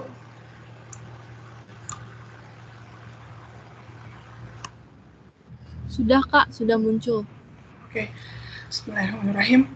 Ibu, berikut judul tesis saya analisis kesalahan siswa dalam menyelesaikan soal kaidah pencacahan tipe HOTS berdasarkan human error analysis atau NEO ditinjau dari gaya kognitif. Nah, variabel yang akan saya bahas di sini ada berkaitan dengan analisis kesalahan gitu ya berdasarkan human error, ya, kemudian gaya kognitif, yang terakhir tentang soal pencacahan tipe HOTS gitu ya. Nah, yang pertama saya mau bahas tentang kaidah kesalahan, analisis kesalahan human error analysis NEA. Di sini ada beberapa yang saya tulis ya saya kutip, mohon maaf. Di sini hasil pengembangannya bahwa human error ini sebuah prosedur yang sistematis menganalisis kesalahan yang dibuat siswa saat menjawab tugas-tugas tertulis. Ini berdasarkan Clement di tahun 96. Nah, human error di sini singkatnya di sini human error itu ada beberapa hierarki ya. Ada 5 tahapan runutan. Ini saya ambil dari beberapa yang saya ambil gitu ya dari beberapa beberapa artikel. Nah, di sini ada kesalahan membaca gitu ya, ada kesalahan membaca, kesalahan pemahaman, kesalahan transformasi, kesalahan keterampilan proses, dan kesalahan pengkodaan. Nah, kesalahan membaca di sini ada beberapa pengertian gitu ya, maksudnya penjelasannya. Kesalahan membaca ini terjadi ketika kata-kata atau simbol yang tertulis itu gagal dikenali oleh siswa gitu ya. Nah, kemudian kalau kesalahan pemahaman ini kesalahan pemahaman terjadi ketika siswa itu mampu membaca tetapi gagal dalam memahami persyaratannya, atau dia keliru ketika untuk mencoba pemecahan masalahnya gitu ya. Kemudian ada kesalahan transformasi. Nah, transformasi di sini ketika siswa benar persyaratannya tetapi gagal mengidentifikasi operasi matematika yang tepat untuk urutan operasi gitu kan. Nah, di sini juga ada kesalahan keterampilan proses. Ini misalkan operasinya udah benar gitu ya, untuk mengerjakan solusi, namun siswa gagal dalam melaksanakan prosedur yang benar gitu, prosedurnya gitu, keterampilan di prosesnya. Nah, kesalahan pengkodaan di sini adalah kesalahan pengkodaan terjadi siswa sudah selesai tugas dengan tepat, tapi gagal menuliskan jawaban akhir gitu, atau jawaban tertulis gitu. Nah, dari indikator-indikator tadi, dari pengertian tadi gitu. Nah, kemudian dibuat sebuah indikator gitu. Jadi ketika akan mempermudah ketika mengidentifikasi secara terstruktur jenis-jenis kesalahan apa sih yang dilakukan oleh siswa gitu. Nah, di sini berdasarkan Clement dan White juga di tahun 2010 dan tahun 96 ini White-nya ada beberapa indikator kesalahan gitu. Nah, dari indikator kesalahan tadi, itu kan tadi berangkatnya juga dari sini. Misalkan kesalahan membaca, oh berarti dia tidak mampu membaca atau mengenali simbol kan gitu, indikatornya. Kemudian dia tidak mampu memaknai kata gitu, tidak mampu membaca dengan benar gitu. Membaca dengan benar mampu, namun tidak bisa mengambil informasinya gitu. Atau dia salah menuliskan informasi, itu juga termasuk di kesalahan membaca. Kesalahan pemahaman gitu, dia mampu menentukan apa yang diketahui, tapi tidak mampu menentukan apa yang diketahui, kemudian tidak mampu menentukan apa yang ditanyakan gitu ya. Kemudian kalau mentransformasi itu tidak bisa membuat model matematikanya, tidak bisa menuliskan rumusnya begitu ya, operasinya dan segala macamnya. Ada kesalahan keterampilan proses, yaitu dia salah dalam menentukan penyelesaian gitu, terus atau salah dalam mengoperasikan, atau dia salah dalam menentukan sistematika penyelesaian soal. Kalau di salah pengkodean atau encoding, dia itu salah atau tidak dapat menentukan jawaban akhir, tidak dapat menunjukkan jawaban akhir yang mana, kemudian juga tidak mampu menentukan kesimpulan dari jawaban akhir. Nah, dari masing-masing kesalahan ini, kemudian kan untuk saya selain juga dilihat dari kesalahan atau hasil pekerjaan siswa gitu ya, masuk ke kategori mana banyak kesalahan yang terjadi, dilakukan juga dengan wawancara gitu, wawancara sama proses penyelesaian. Jadi ada beberapa dari kesalahan-kesalahan ini kita juga bisa melakukan sebuah proses wawancara. Jadi di sini coba untuk membuat mungkin indikator ya untuk ketika mewawancaring, ketika melakukan kesalahan membaca tuh apa sih pertanyaan-pertanyaannya gitu ya misalkan. Jadi jenis pertanyaannya ketika membaca, misalkan kesalahan tahap membaca gitu. Mungkin kita bisa bertanya kayak silakan baca pertanyaannya ini kemudian sampaikan kepada saya misalkan begitu. Jika kamu tidak mengetahui satu kata atau bilangan, tinggalkan saja. Tinggalkan saja gitu. Jadi kita bisa tahu oh ternyata ini. Jadi ada beberapa pertanyaan yang memang di sini untuk bisa mengetahui informasi lebih mendalam gitu juga disertakan wawancara. Jadi wawancara terhadap anak-anak tersebut. Ketika pemahaman, kita misalkan bisa menunjuk ke satu kata atau simbol. Nah, kita bisa menanyakan apa arti dari kata simbol ini. Kemudian katakan katakan pada saya apa yang diketahui dan ditanyakan dari soal ini. Nah, itu untuk bisa mengetahui pemahaman. Jadi memang apakah benar mereka sudah sampai ke tahap proses pemahaman atau terjadi kesalahan di tahapan kesalahan pemahaman. Dapat membaca masalah dengan baik, tetapi kesalahannya itu biasanya dapat membaca masalah dengan baik, tapi tidak dapat memahami arti kata-kata, simbol atau pertanyaannya. Kemudian kesalahan di transformasi. katakan atau tunjukkan pada saya bagaimana kamu memulai menemukan jawaban dari pertanyaan ini. Nah, ini untuk menegaskan kesalahan-kesalahan yang terjadi pada tahap proses transformasi. Keterampilan proses, misalkan tunjukkan pada saya bagaimana kamu dapat menjawabnya. Katakan pada saya apa yang kamu kerjakan dalam mengerjakan soal tersebut agar saya dapat memahami jawabanmu, misalkan begitu. Biarkan saya mengerjakan soal. Biarkan siswa mengerjakan soal pada selembar kertas. Jadi memang jadi sambil mengerjakan, kemudian kita bisa lihat juga prosesnya di situ dari selembar kertas yang dikerjakan oleh siswa. Ketika mengkode atau kesalahan mengkode, misalkan kita bisa sampaikan bahwa tuliskan jawaban dari pertanyaan tersebut. Jadi bukan cuma disampaikan atau dilisankan, tapi suruh juga siswa untuk menuliskan jawabannya apa sih gitu. Nah, itu kita bisa lihat ya, apakah siswa salah menuliskan jawaban akhir atau salah di tahapan akhir, yaitu salah dalam encoding atau pengkodean. Ini untuk di analisis kesalahan human error analysis. Kemudian ada gaya kognitif. Di gaya kognitif ini berdasarkan pendapat para ahli, di sini ada definisi operasional yang saya simpulkan dari beberapa pendapat. Jadi bahwa gaya kognitif itu adalah sebuah perilaku kognitif yang dilakukan individu dalam menerima dan mengolah informasi, berpikir, mengingat, mengorganisasi, dan memecahkan masalah yang dapat mempengaruhi individu dalam berperilaku. Nah, menurut Witkin, gaya kognitif itu dibagi atas dua, yaitu field dependent dan field independent. Nah, di sini ada beberapa karakteristik dari FI dan FD. Jadi untuk ketika menerima informasi, yang pertama kalau FD itu cenderung berpikir global, kalau FI itu menganalisis atau memisahkan objek-objek dan lingkungan. Jadi nanti kita juga bisa mengkategorikan selain berdasarkan ada tesnya. Jadi kalau di hasil tes, untuk gaya kognitif ini nanti instrumennya tes. Kalau analisis kesalahan tadi wawancara, kemudian ada hasil tes tulis. Nah, kalau gaya kognitif tadi nanti dari hasil tes itu kita bisa mengkategorikan, oh ternyata dia tipenya tuh seperti ini, karakteristiknya seperti ini. Nah, karakteristik yang pertama adalah ketika menerima informasi, dia itu bersifat global. Kemudian kalau yang FI, dia menganalisis memisahkan objek dengan lingkungan. Kalau penerimaan objek ini dia cenderung menerima struktur yang sudah ada, jadi cenderung untuk menerima saja gitu kalau FD. Tapi kalau FI itu dia memiliki kemampuan untuk mengorganisasi objek-objek gitu yang ada. Nah, kalau di sini orientasi dan kecenderungan siswa ini, mohon maaf. Orientasi dan kecenderungan siswa, jadi memiliki orientasi sosial kalau di yang FD, kalau yang F itu personal. Nah, sosial karena dia sosial ini cenderung dipengaruhi oleh teman-teman ya. Kalau ini cenderung kurang mencari masukan, jadi dia sendiri memang lebih ke personal.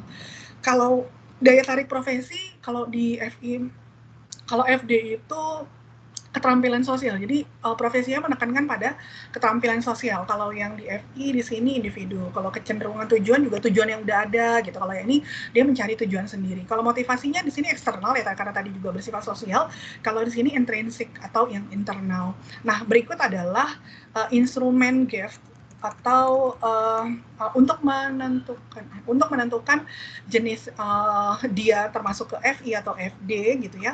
Di sini ada instrumennya. Instrumennya saya ambil dari yang dikembangkan oleh Witkin di tahun 1977. Nah, kenapa diambil GEF? Jadi dia ada dua instrumen. Yang satu itu GFT kalau saya tidak salah ingat, itu yang untuk 10 tahun ke bawah. Nah, di sini yang lebih general. Jadi saya menggunakan ini yang GEF. Nah, ini grup GFT ya, tadi ya, GEF.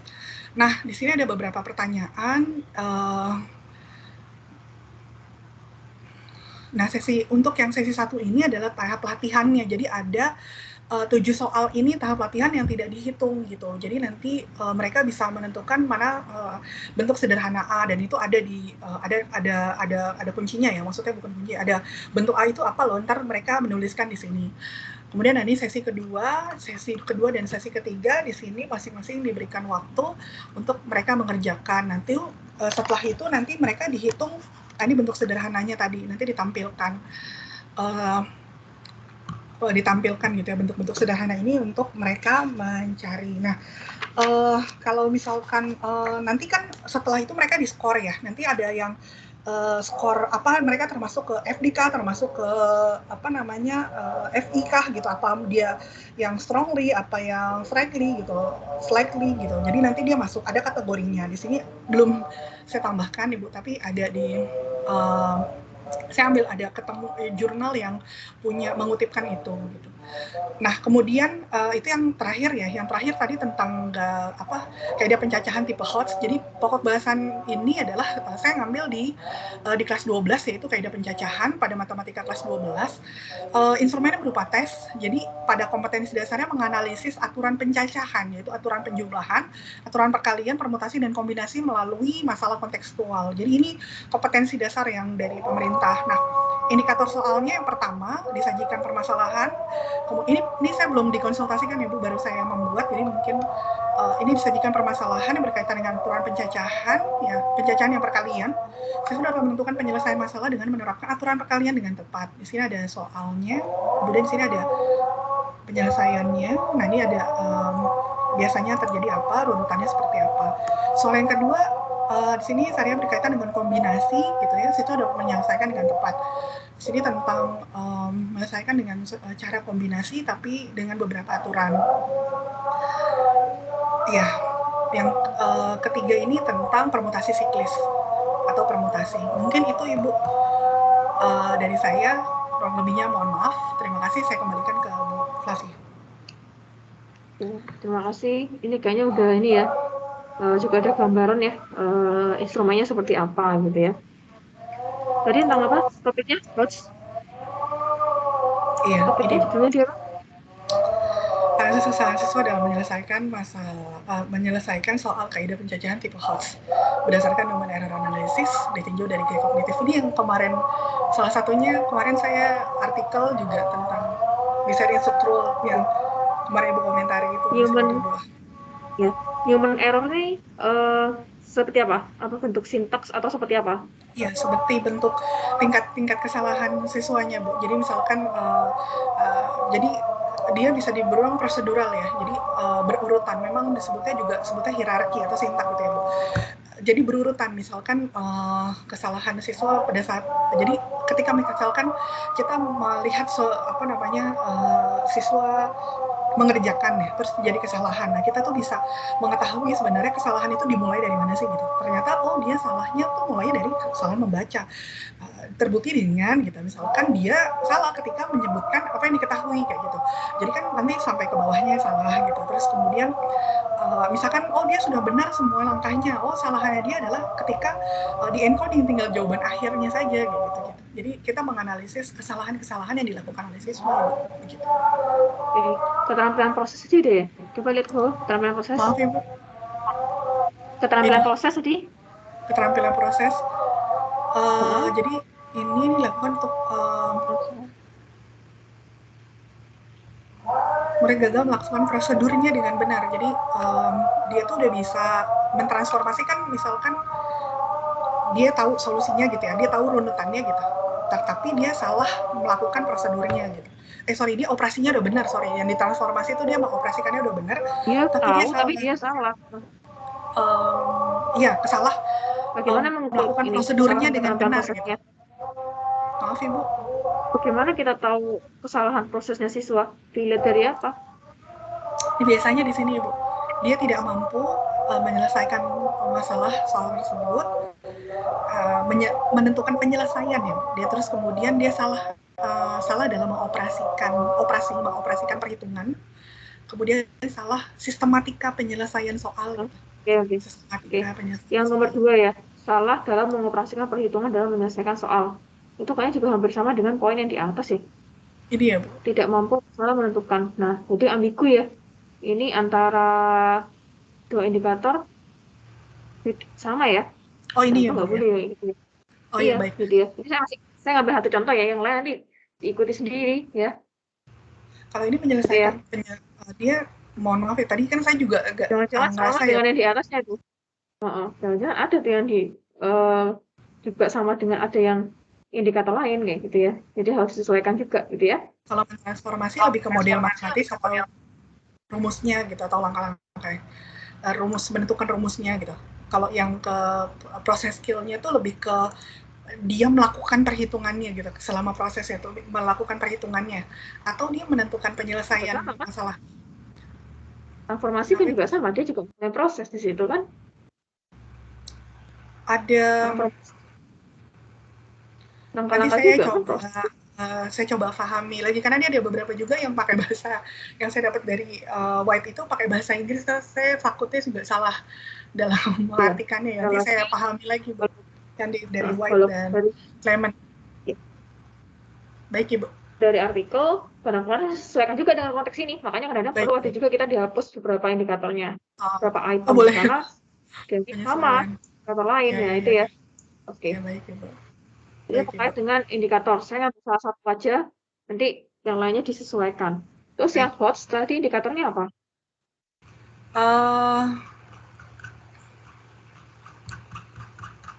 Nah, iya, ini juga soal-soalnya apa ya? Tentang apa ya? Tentang lebih ke kemampuan ini ya? kognitif.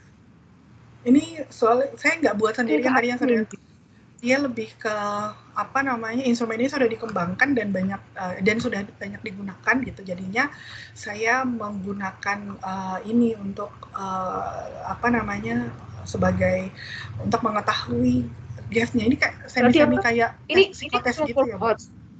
Bukan, Bu. Ini mengukur HOTS nggak? Ini bukan, Bu. Nah, ini saya mau agak bawah. Ini mengukur HOTS nggak? Nah, ini Halo, Bu, halo. mengukur Ini mengukur HOTS. nggak? Bukan, Ibu. Yang ini Tadi mengukur HOTS. nggak?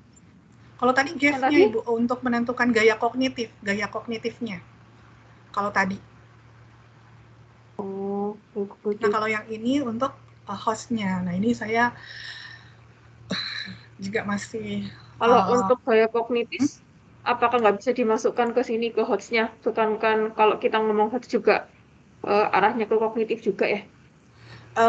Ini bukan kemampuan kognitif tapi ke gaya kognitif, Ibu, lebih ke arah gaya kognitif gitu, bukan kemampuan kognitifnya. Kalau kemampuan kognitif mungkin lebih seperti ini ya, itu yang saya tahu ya Bu. Tapi kalau yang gaya kognitif tadi yang ada beberapa karakteristik tadi. Indikatornya apa?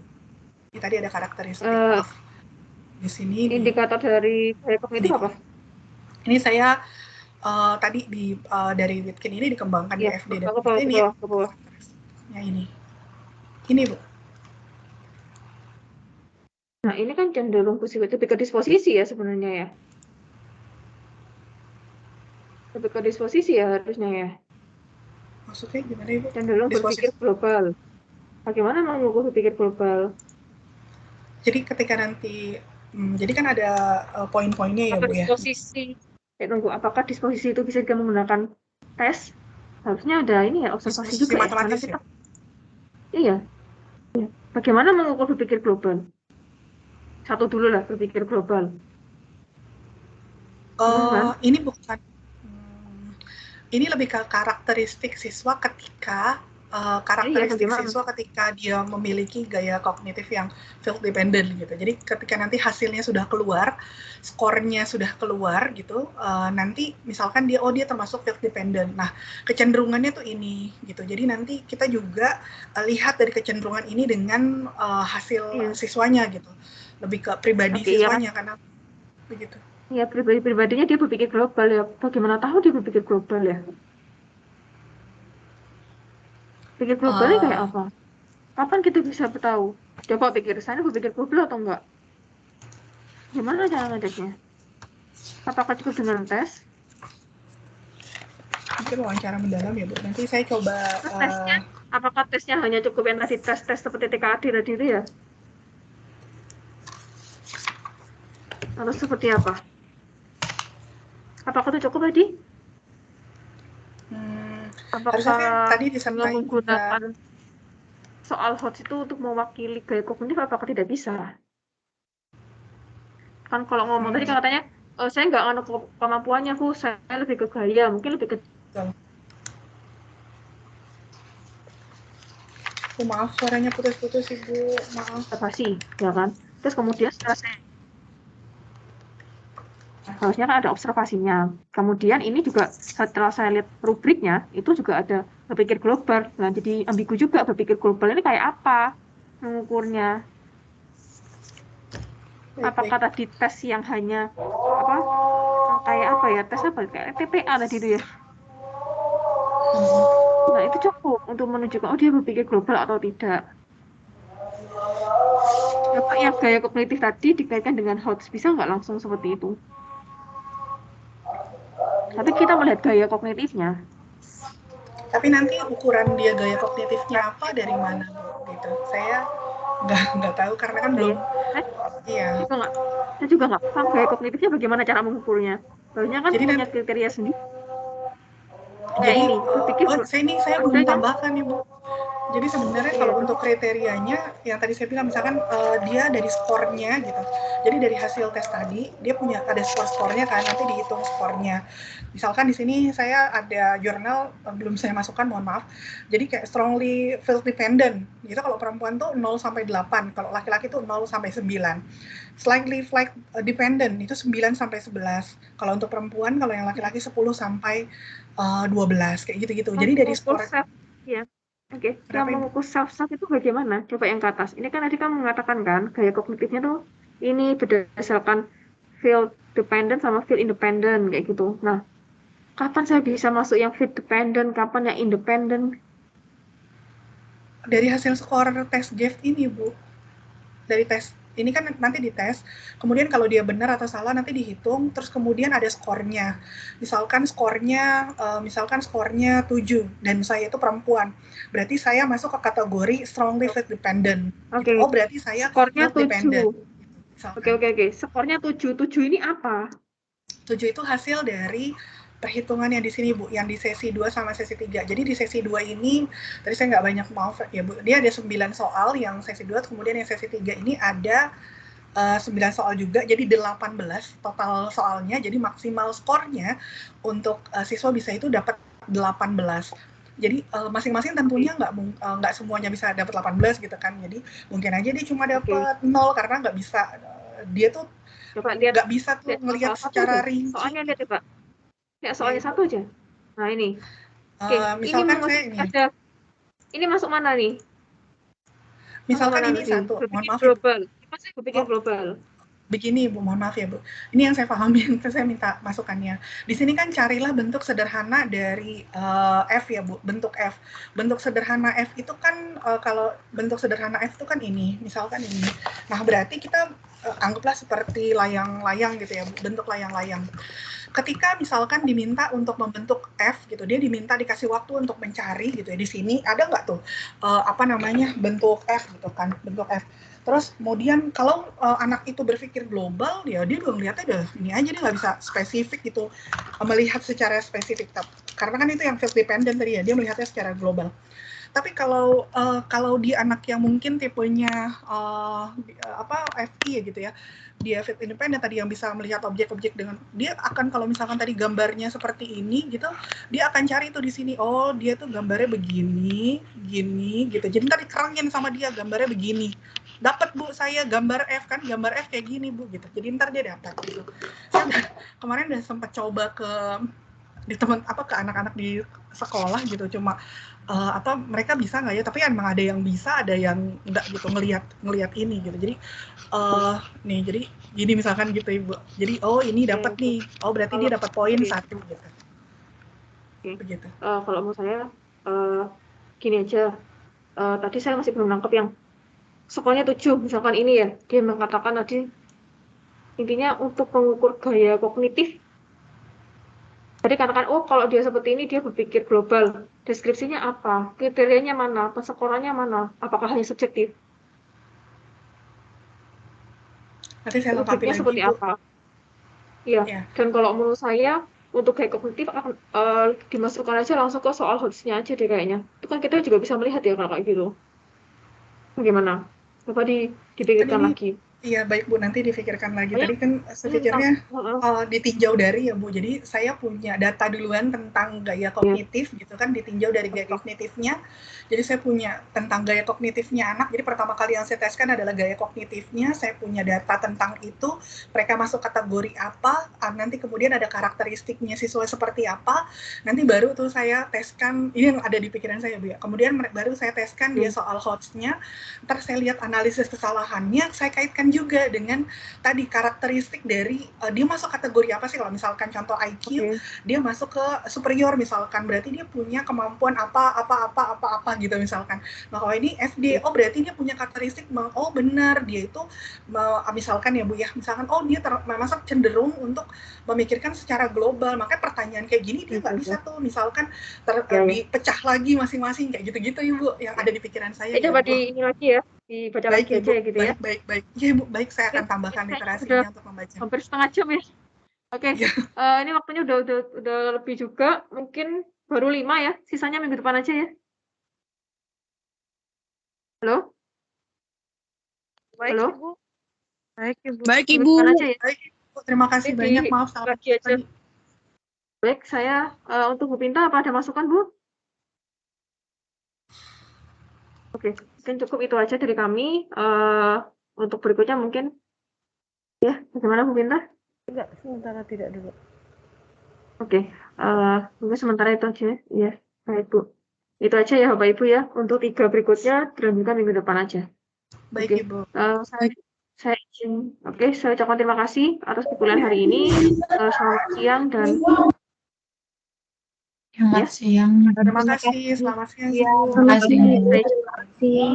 Terima kasih, Bu.